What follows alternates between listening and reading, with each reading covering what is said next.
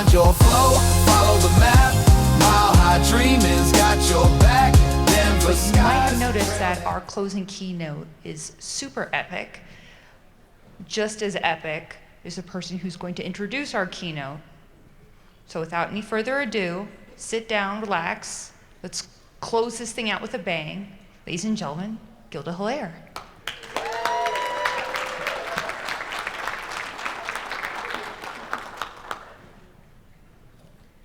This is going to be a really brief, let's get some energy. Can we get some energy? I know all of you are tired. I know all of you are tired. It's been a long 2 days. However, how do you think the committee feels? How do you think the committee feels? They want you all out of here. I'm gonna say that on their behalf. They want to wrap this up.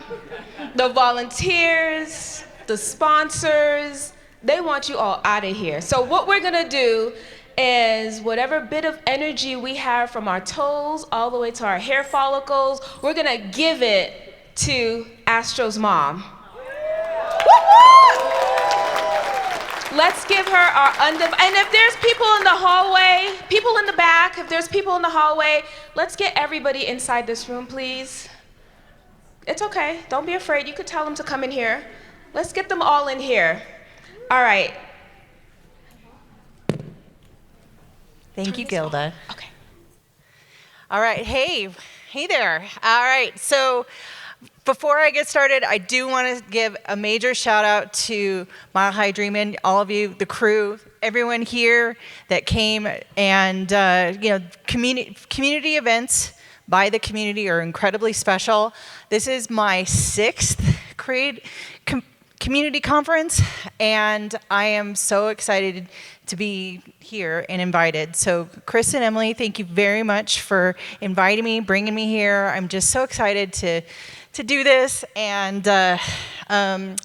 just tell you a little bit about what I've been up to.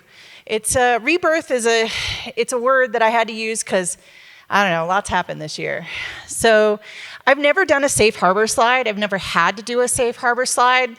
I walked past this store the other day on one of my walks in San Francisco, and I just thought it was so funny. So here's your safe harbor slide.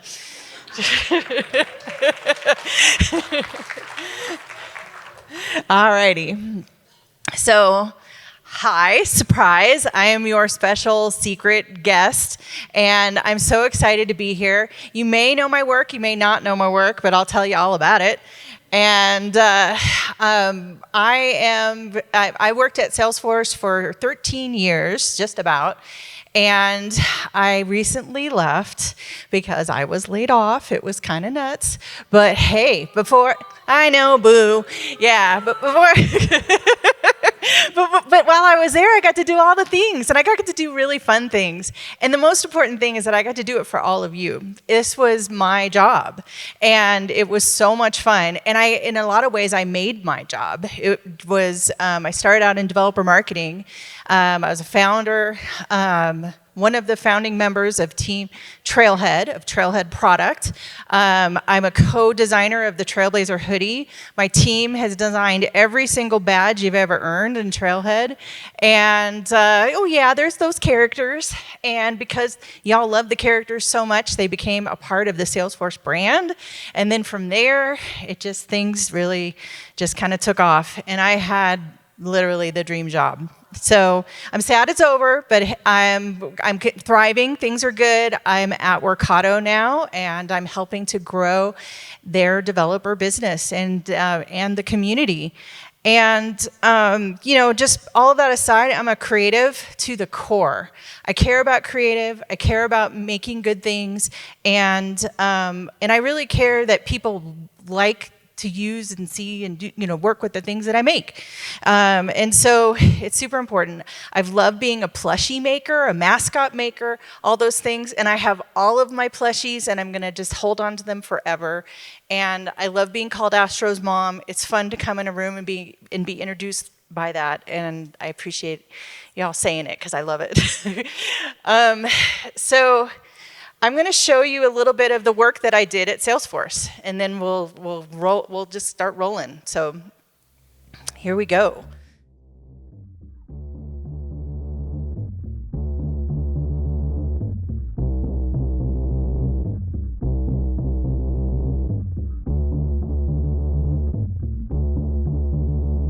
If I cut my hair, hope I grow it long, back time like way before. If I wear it straight, will they like me more? Like those girls on front covers. Long hair, make them stay little longer. Stay hair, stay straight, though we feel ashamed. By the curls, waves, and natural things. Curls, waves, and natural things. Okay, one time if I grow it long. Am I good enough? Am I good enough? About time I embrace myself and soul. Time I feed my selfish soul. It's been so long since I had a soul with a front of color. If I cut it all off, will it even grow? Need to grow back real long.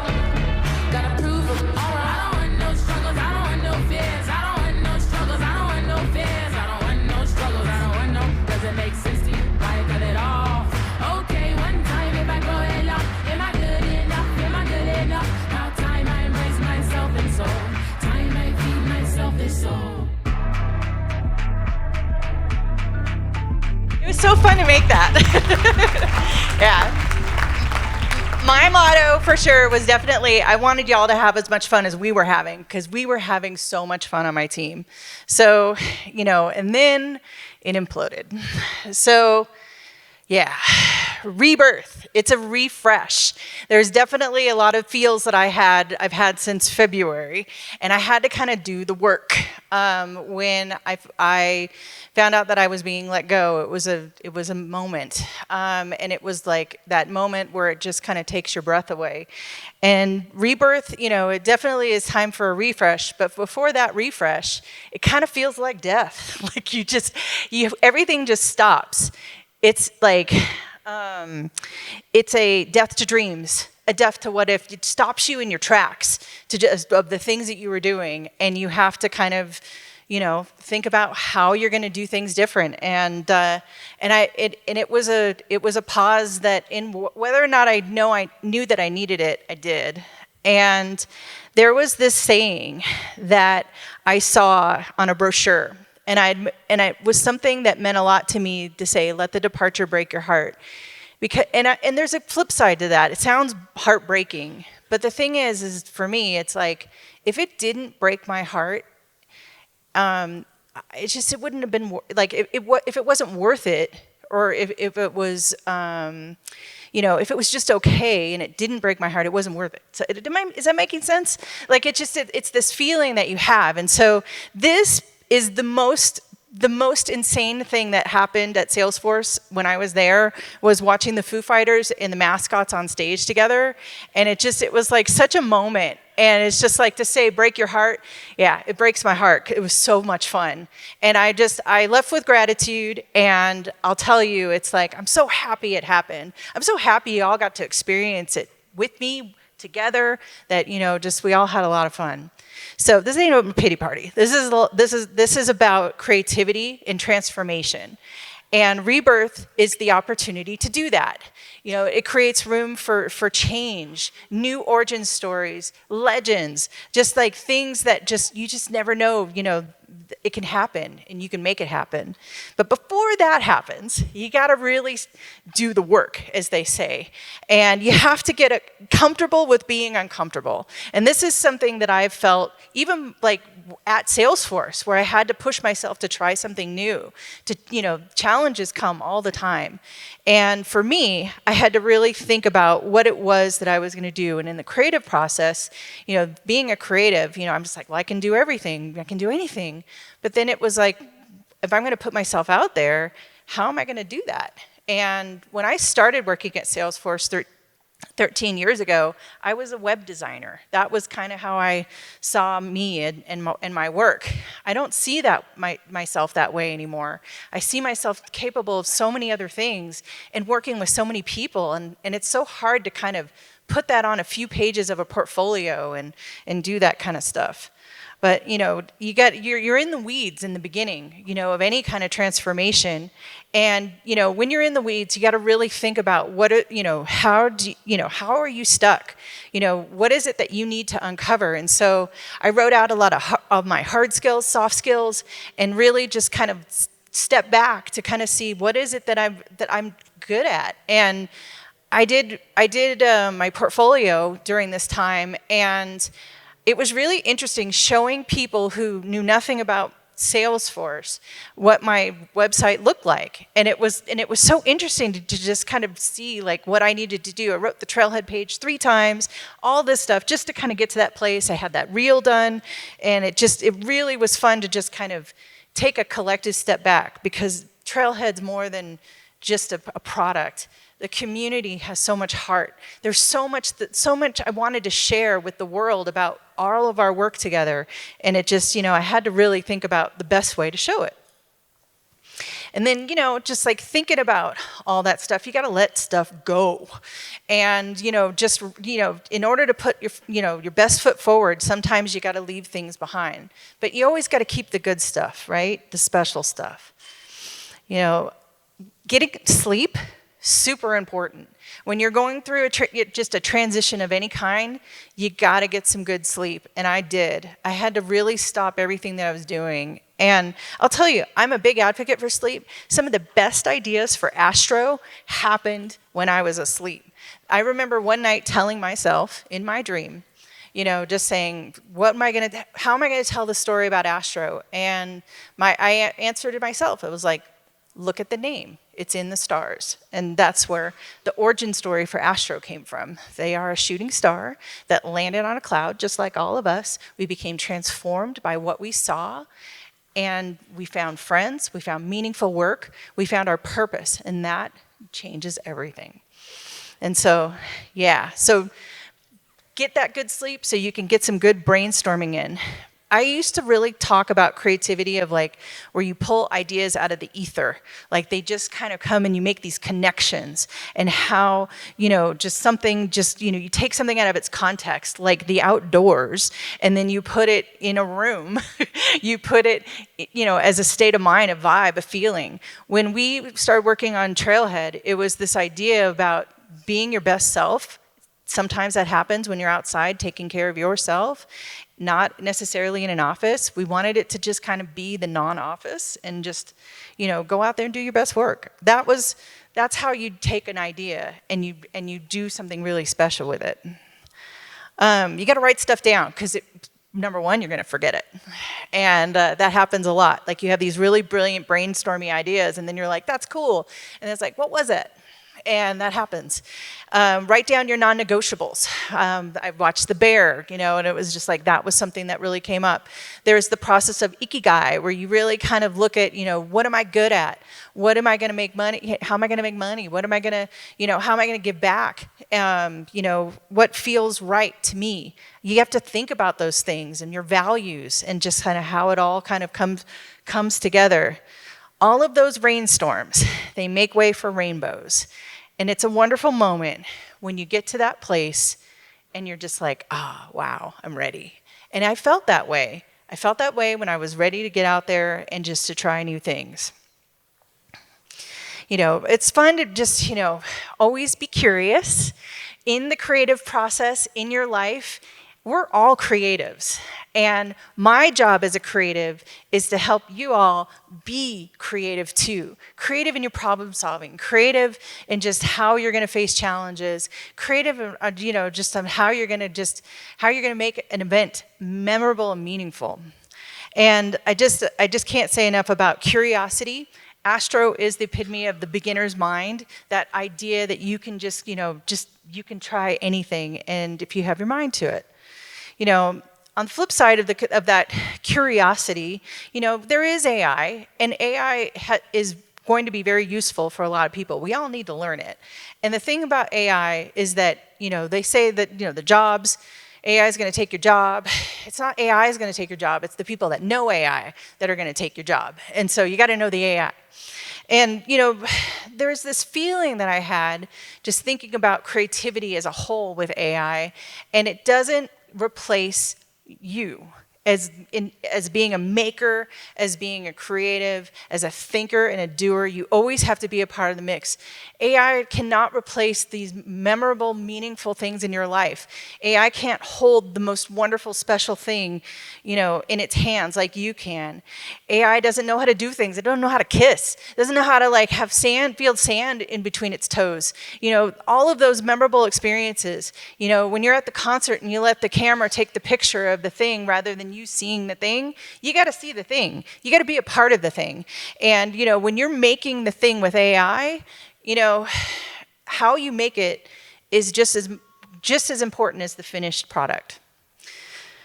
Everybody is looking in the same place for these ideas, prompts, Chat GPT, Midjourney, all these kind of things.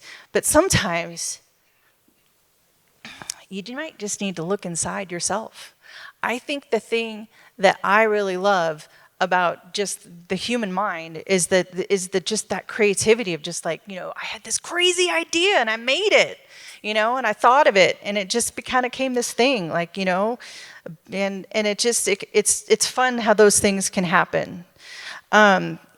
Look inside yourself. Your brain is the AI sometimes, and if you really put it that way, it can be. You can have some crazy fun. Push yourself to make the thing that will change everything. And I say that because I feel like I made things that did change my life. People change your life. Josh Burke changed my life. There's just been so many, you make room for those moments, those people, those opportunities. And, as a creative, this is kind of like a plug for anybody who is creative, who wants to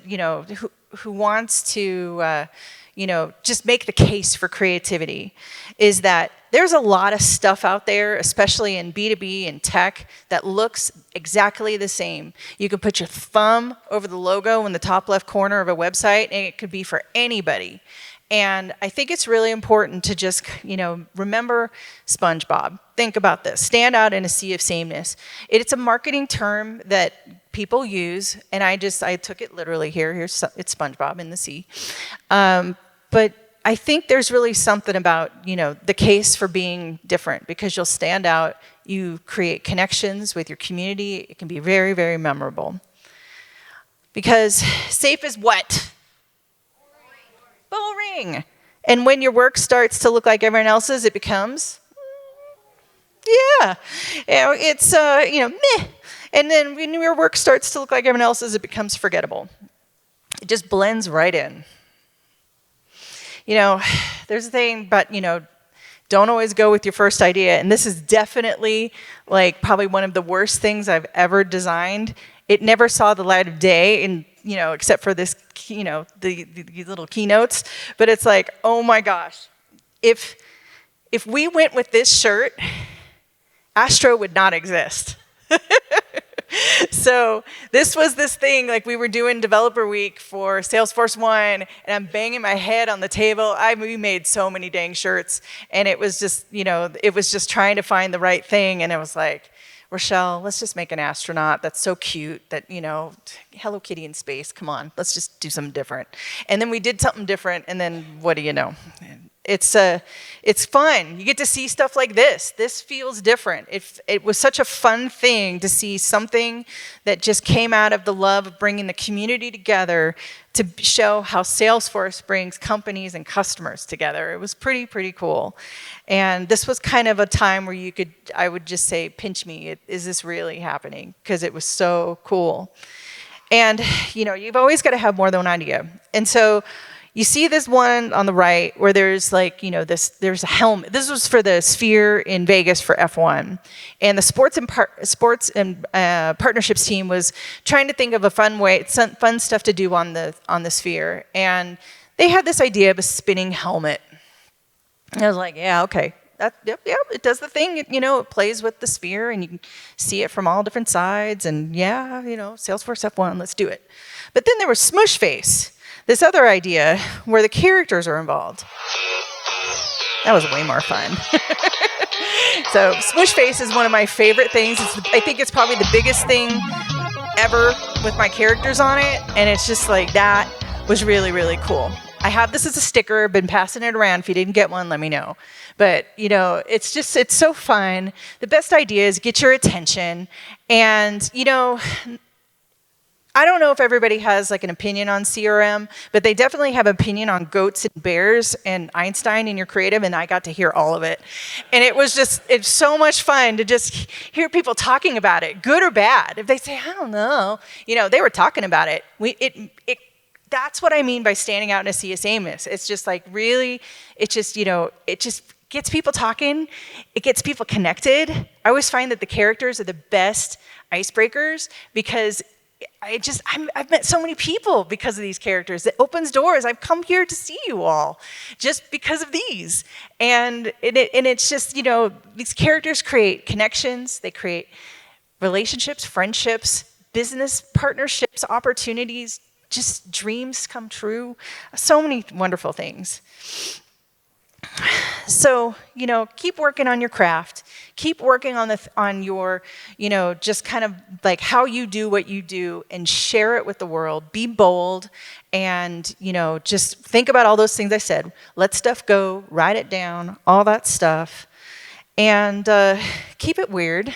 Like, and weird is the secret sauce. Weird is the good stuff. And I think that that was definitely, we would always say keep Trailhead weird because we wanted to make it, you know, just keep it special and authentic and right for all of you. And it was, you know, I think what some of the things I really love about, you know, just the weird is that it creates like these really fun, deep storytelling culture moments. And I mean, there were things like that we got to do with the characters that were really fun because you all had fun doing them. And so we would try to reflect that and show the life of Salesforce. The story of Salesforce is all of us together. So the subject is the what, the story is the why, the storytelling is that glue, the connection, and the weird is definitely the secret sauce. The world is changing. It's changing so much. And, you know, it leaves its marks on us. It changes us. We can't go through life without it.